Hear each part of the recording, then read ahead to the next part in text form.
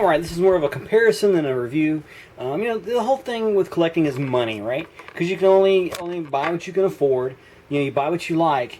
And then sometimes those don't always meet up together. It's like, do you want to spend $10 for the G.I. Joe figure?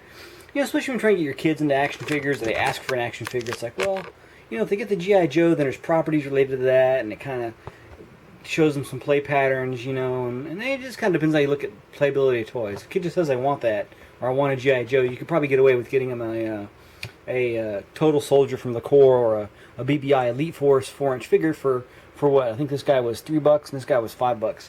And that's a big discount off the $10 G.I. Joe brand from Hasbro. So, depending on how you look at it. But I just kind of wanted to compare these guys. So right off the bat, this is the little Franken Joe that I got. Just wanted to have them with all the similar accessories, basically. But you get like a gun, just detailed. Some of them are based on real weapons, some of them not. Sometimes they store on the back or wherever on the figure, but this one just doesn't actually do that. This is the Duke from the Retaliation line, from the earlier part of the line. I think it's from that. Maybe from the Pursuit of Cobra, Rise of Cobra. Anyway, it was one of the $10 figures from the movie line.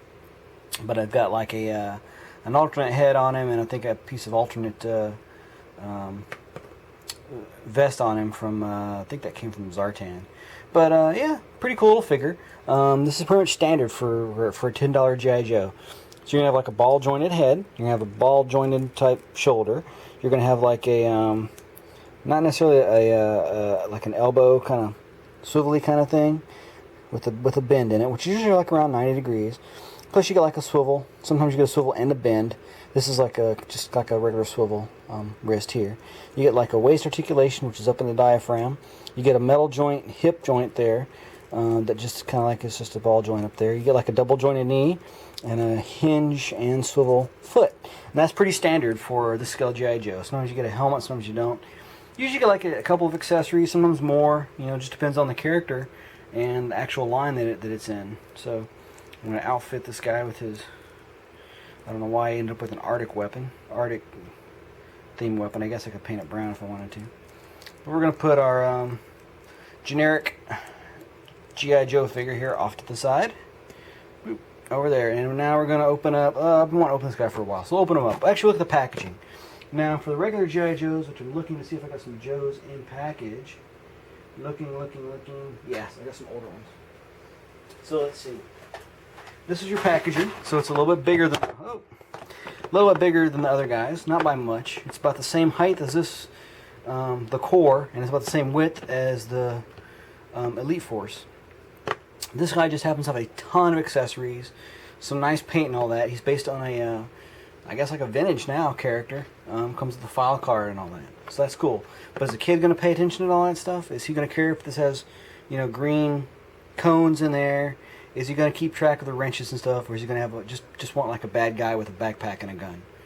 We'll go with the backpack and a gun. He also has a stand, which isn't actually been standard as of late. So we're not really going to count the stand in there. But, you know, your figure, multi-articulated, nice paint apps, ton of accessories, big card with art. Cool.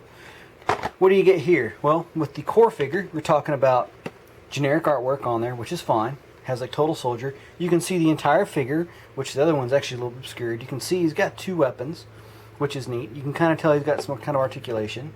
Down the back, they kind of broke down their factions and stuff with no bio, which is fine. You know, kids don't really need a bio. It was cool for me because in '82 I was like around 9 years old, and so I liked reading the bios because I was an avid reader, and it also gave me a jumping off point for my play pattern and all that stuff. So, pretty cool figure. Now let's look at the Elite Force, which these are the ones that just come out and hit Target here lately.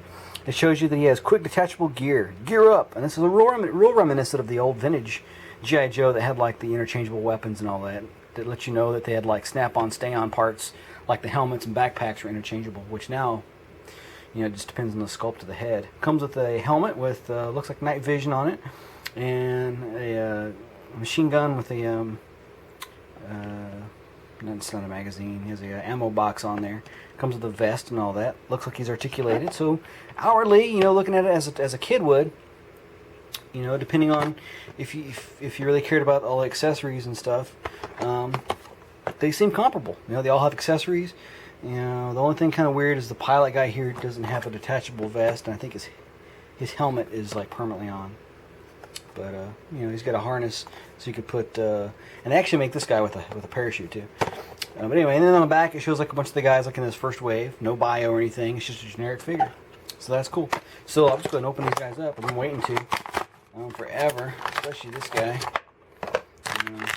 So it comes in a plastic vacuum form thing with taped in weapons, and the weapons are really weird looking. So we're just going to toss that aside.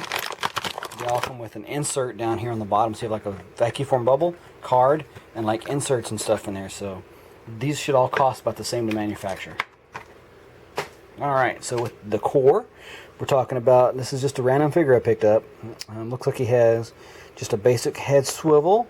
Has like a ball jointy kind of elbow. He does have a bicep swivel and a 90-degree elbow there, and no wrist swivel or anything. Nice gummy wrists. Waist swivel. A lot of nice molded detail. He has like a single point knee, and looks like no other articulation there. His regular T hip joint, but you can get him into a vehicle, which is important. So yeah, not too bad. How does he hold his weapons? He has two of them, and looks like they kind of just snap on in his hand there, and you're good to go. So there, ta-da, there he is. Let's get the regular Joe, regular Joe right there, and let's move on to opening up the my Elite Force from Blue Box BBI. So just grab into that. A backer card. He has a vacuum formed inner shell, some inserts in there, and looks like it's all comparable to the Hasbro, you know, as far as materials. You got that. You got a pretty fairly rigid helmet, kind of nice. The gun on here, the weapon on here looks awesome. I'll have to look and see, what is this thing supposed to be? It doesn't say. Yes, it does. And this actually tells you what it is. Now, they used to do that with the G.I. Joes too, but not so much anymore. This is the MK46, Mark 46 machine gun, which sounds made up, and an NVG helmet. So that's totally made up sounding. It looks almost like an M60 in the way it's broken down with a scope, though, so it's kind of weird. But looks like the ammo can's removable, which I'm not showing you guys, but the ammo box comes off, so you can take it off there so you don't have a whole ammo box underneath this thing. The figure, he's got a, looks like a basic swivel neck. He's got like a ball jointy kind of shoulder. He has a bicep swivel. He has an elbow bend. No wrist. Waist swivel. Regular T crotch on this guy, so you get like the front, you know, front movement there. You get a knee bend from a single point knee, and you get an ankle swivel. No peg holes for this guy, and standard peg holes for that guy. Looks like vintage style. Let's put his gear on. Let's see if his helmet fits. Yep, you get that, and you get a pilot, or not a pilot, a helo gunner kind of look out of this guy. Yeah. So I'm not actually going to really review the figures, or should you get it, should you not. I just really wanted to compare these things. And this has a slot, it looks like, for a machine gun belt of ammo, you know. So yeah, let's get these guys a little bit closer up in here. So yeah, they're all pretty comparable, all about the same size. This guy's helmet's a little bit big, but that happens in all the figure lines. So we're talking $3, $5, and $10. I don't know what the difference is. I don't know why we're not selling these guys. Basic G.I. Joes for like $7 at the most, at the max. $10 I think is a bit much. And they kind of prove that because Toys R Us is notorious for like pretty much scalping their stuff, especially when it's popular. It'll be raised like 10%. Mark my words, something first comes out for the first couple weeks, sometimes they mark it up. Not all the time, but sometimes, and I'll document some proof next time I catch them doing it.